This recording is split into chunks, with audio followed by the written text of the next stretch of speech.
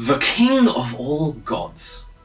It's a pretty powerful title for one to hold, and Zeus is probably one of the most iconic and mighty figures in all mythology, guarding over the domains of lightning, the sky, hospitality, and oath-keeping.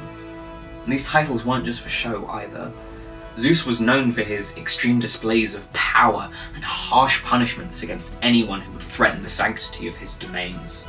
An example of this from one of my previous videos is, of course, Sisyphus, whose eternal punishment stemmed from breaking the sacred laws of hospitality and betraying Zeus's trust when it came to keeping secrets.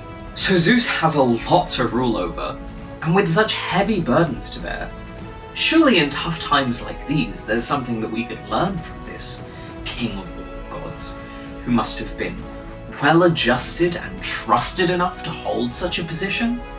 Surely we can look at the roles he's played in times of dire straits so that we can gain some divine insight into how to manage our own lives, so that next time life seems too impossible to handle, we can stop and ask ourselves, what would Zeus do? Listen, I know Zeus might not have the best reputation for being a chill guy or a good role model, but let's give him the benefit of the doubt here, and see what sweet pearls of wisdom we can pull from the King of all Gods himself. Being such an important figure, Zeus has been involved in many affairs, and had many affairs, which puts him in a pretty good position to glean some advice from. In my last Greek mythology video, I did talk briefly about his reaction to the whole Persephone being abducted situation and how that panned out. And yes, he did wait until the last minute when things were getting kinda dicey before making Hades actually give the poor girl back. But in his defense, who hasn't put off doing work until the last minute because you were feeling overwhelmed? Zeus says it's okay, so let's see what other knowledge nuggets we can crack out of this guy. Just swallow it. Everyone knows that Hera is Zeus's wife, but did you know that she was not his first? Zeus was originally married to Metis, a Titan and Oceanid, the Titans being the deities that preceded the Olympians, and Oceanids basically being water nymphs. It was prophesied that Metis would give birth to powerful children. First a daughter, and second a son with strength enough to overthrow Zeus himself. And this put Zeus in a kind of awkward position. Naturally, he was freaked out because his spot at the top was a big deal to him. So he tricked Metis into transforming herself into a fly and swallowed her whole. Yeah, he straight up ate her. However, Metis was already pregnant at the time and started crafting a helmet for her daughter inside of Zeus's stomach, putting Zeus in so much pain that he sought Hephaestus, god of the forge, and asked him to split his head with an axe. Hephaestus did so, and from the wound emerged Athena, goddess of wisdom, fully formed, armoured, and armed.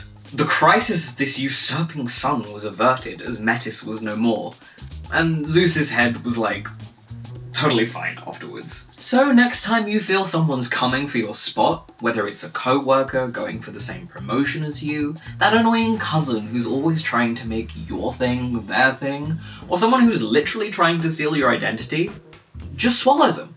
It worked for Zeus. Make good allies. Another thing we can learn from Zeus is to make sure to always have a bro on hand.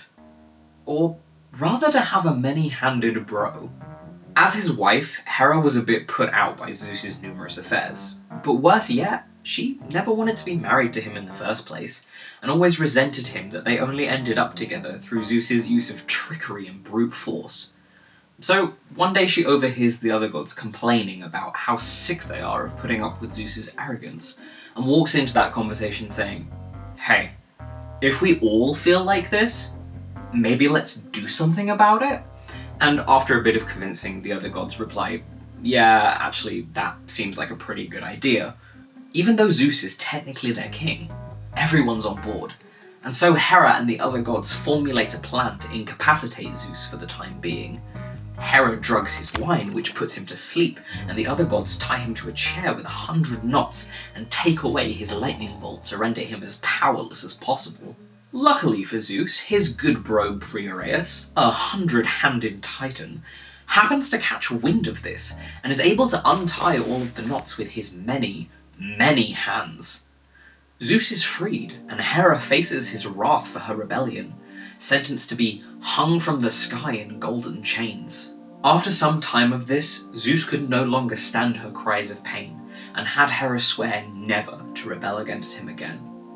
Upon agreeing, she was released and able to rejoin him on Olympus. So really the message here is to make sure to always have a bro.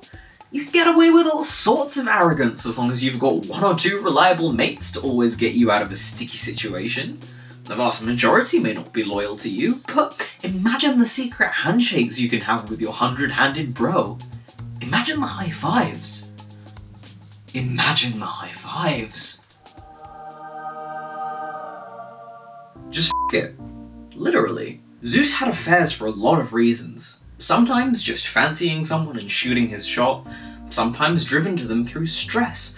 Why, there's Aega, Aegina, Alcmene, Calliope, Aphrodite, Asteria, Asterophte, Callisto, Calcia, Caldeni, Virginia, Coryphe, Lara, Electra, Eos, Hybris, Godea, Leonidas, Themisto, just dump a flood on it. Sometimes you just want a clean slate to start over.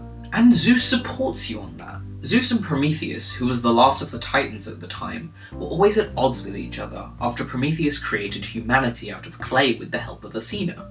Zeus thought that us humans were greedy and disloyal to the gods, and got sick of us pretty quickly. So, he sent a flood to wipe us out and just ignore that little hiccup.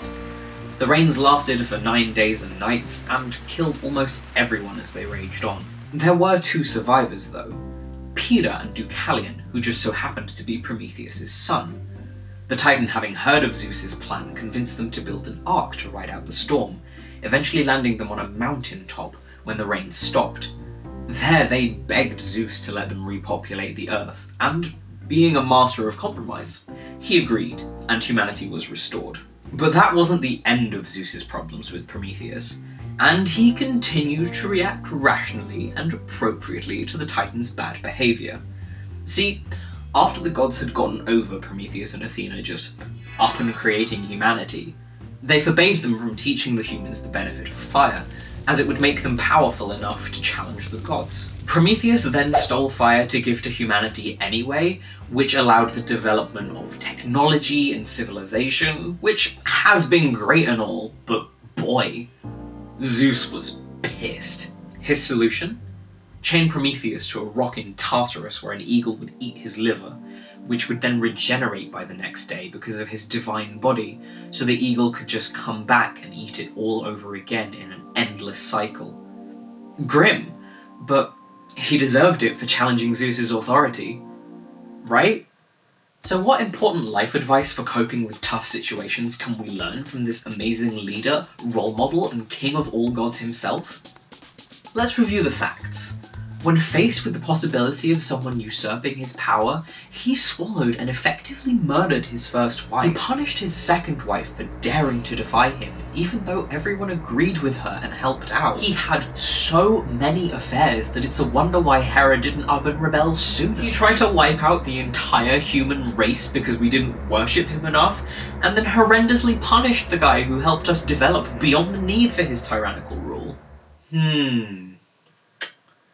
You know, when you look back on it like that, I'm starting to see why Zeus has a reputation of being such a major dingus. And perhaps we should acknowledge what this says about the culture at the times these myths were being written. Look at how Zeus was supposed to represent this ultimate masculine energy, how he always got his way through brute force and punishment, how he could take who and whatever he wanted whenever he wanted.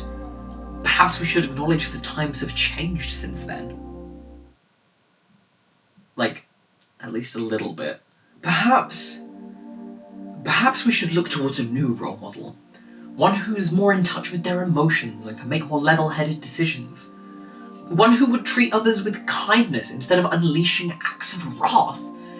One who would view people as equals in this strange adventure we call life and remain open-minded to new allies and experiences.